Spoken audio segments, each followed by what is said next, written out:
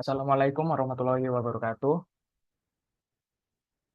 Di sini kami dari kelompok 5, dari kelompok yang akan membahas Flow in Network, akan menjelaskan tentang tugas yang diberikan untuk minggu ke-15 dan 16 sebagai final project. Di sini kita membahas untuk optimasi lalu lintas yang ada di Surabaya. Tapi sebelum lanjut ke pembahasan, alangkah baiknya kita perkenalan terlebih dahulu untuk anggota kelompok kami dari kelompok 5. Bisa dilanjut. Perkenalkan, nama saya Nabil Juliansyah. Kenalkan, nama saya Yuda Putra Dinanda. Perkenalkan, nama saya Alvin Zano Putra. Perkenalkan, nama saya Christophorus Indra Bagus Pratama. Perkenalkan, saya Hanuna Ramadhani. Oke, lanjut ke berikutnya.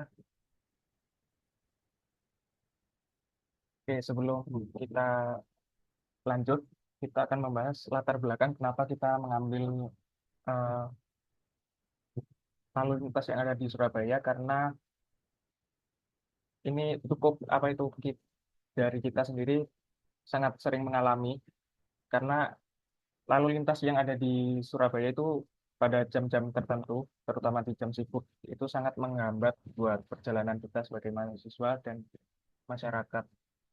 Dan itu juga meningkatkan konsumsi bahan bakar dan emisi karbon. Dan dengan pendekatan flow in network untuk pada teori ini, kita bertujuan untuk memodelkan aliran kendaraan pada rute yang kita bahas untuk lebih bisa mengoptimalkan distribusi pada aliran kendaraan. Dan solusi ini diharapkan juga bisa meningkatkan efisiensi sekaligus memberikan kontribusi juga kepada pengelolaan transportasi perkotaan yang ada di Surabaya. Untuk rute yang kita jadikan Grab, ada bisa dilihat seperti ini, ada 8 titik yang kita jadikan, ada Taman Air Mancur ITS, Perempatan Merkertajaya, Perempatan SPBU Kertajaya, Perempatan Samsat Timur, Perempatan Stasiun Gubeng, Alun-Alun Surabaya, Perempatan RSUD Dr. Sutomo, dan yang terakhir Perempatan Sentra Kuliner.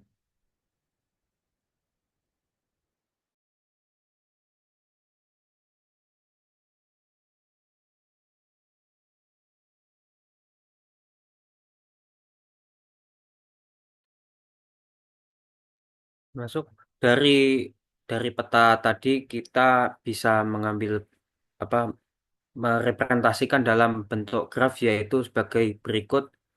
Di sini titik A sebagai di Taman Air Mancur ITS titik awal, kemudian titik B yang adalah perempatan Merah Kertajaya, titik C akan perempatan SPBU Kertajaya, titik D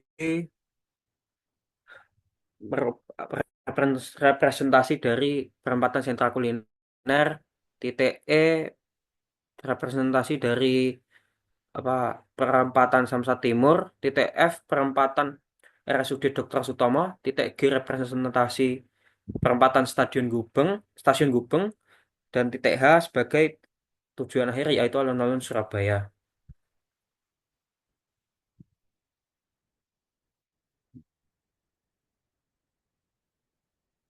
Sumber informasi kapasitas yaitu yang pertama dari Dishub Surabaya, data lalu lintas harian rata-rata atau LHR.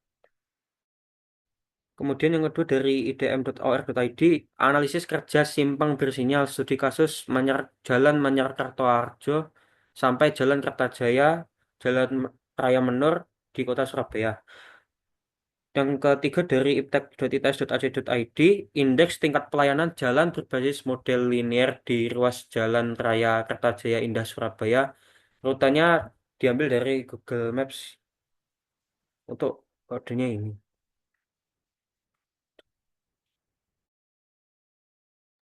Kemudian dari graf yang telah dibuat tadi, kita menggunakan dua cara, yaitu maksimum flow dan minimum cut. Di sini saya akan menjelaskan tentang pengerjaan perhitungan maksimum flow di iterasi pertama. Jadi diketahui dari graf tadi, kemudian dibuat jaringan residunya berapa sisa kapasitas yang tersedia dari masing-masing edge dari graf tersebut. Dari jaringan residu yang telah dibuat, diperoleh augmented path atau jalur yang terhubung sebanyak 5, yaitu AB, benar, AB, CE, GH sebanyak 2948 kapasitas, kemudian AB, CDFE, GH sebanyak 1416 kapasitas, kemudian AB, CDF, GH sebanyak 2564 aliran yang bisa dilewati. Kemudian A, B, D, F, E, G, H sebanyak 1416 di edge yang ini. Kemudian A, B, D, F, G, H sebesar 4382 karena yang paling kecil yaitu edge D ke F. Kemudian lanjut di iterasi kedua. Tadi yang dipilih adalah A, B, D, F, G, H yang paling besar. Kemudian setelah dipilih, maka jaringan yang terbaru kapasitasnya akan berkurang. Jadi A, B, D, F, G, H akan berkurang kapasitasnya. Kemudian dari graf yang baru ini diperoleh jaringan residu sebesar ini, di graf residu ini. Dari graf jaringan residu ini diperoleh augmented path yang tersedia hanya A, B, C, E, G, H. Karena edge yang sebelah sini dan 1416 ini sudah tidak terpakai, sudah kosong. Maka yang dipakai adalah A, B, C, E, G, H sebesar 1629. Jadi total, jadi setelah dipilih tadi, maka kapasitas dari edge yang tersedia yang tersisa sudah tidak ada lagi karena sudah terpakai semua. Di jaringan residu pun juga tidak ada edge yang bisa menuju ke H. Dari A menuju ke H tidak ada lagi. Jadi total aliran yang masuk ke muara H ke alun-alun ITS besar 4382 ditambah 1629, yaitu 6011. Begitu untuk perhitungan maksimum flow. Kemudian dilanjut dengan minimum cut. Nah, dari minimum cut ini kami membagi vertexnya menjadi sampai cut ke 15. Nah, minimum cut ini bisa dilihat apakah dia benarnya bisa jadi hasil minimum cutnya ini harus sama dengan si maksimum flow. Jadi minimum cut ini kita bisa cut yang pertama ini dari node A dan sisanya adalah node yang lain. Jadi yang dijumlahkan adalah node yang keluar yang menuju H. Dan begitu seterusnya, misalnya K2 di sini, K3 di sini ada perpotongan CBA. Jadi yang keluar menuju H itu akan dijumlahkan. Next. Next. Nah, dari total perhitungan minimum cut tadi, yang kita dapatkan hasil minimumnya adalah 6011. Ini dapat dibuktikan karena nilainya sama seperti maksimum flow. Oke, seperti itu aja.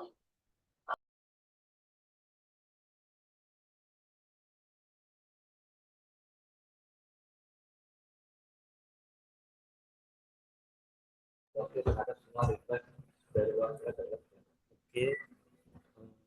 jadi kesimpulan yang sudah dijelaskan tadi dapat disebutkan hasil analisis aliran jaringan resiprokasi menggunakan metode mass flow dan min cut. Perhitungan ini tuh nunjukin bahwa kapasitas maksimum aliran kendaraan di jaringan ini adalah 2011.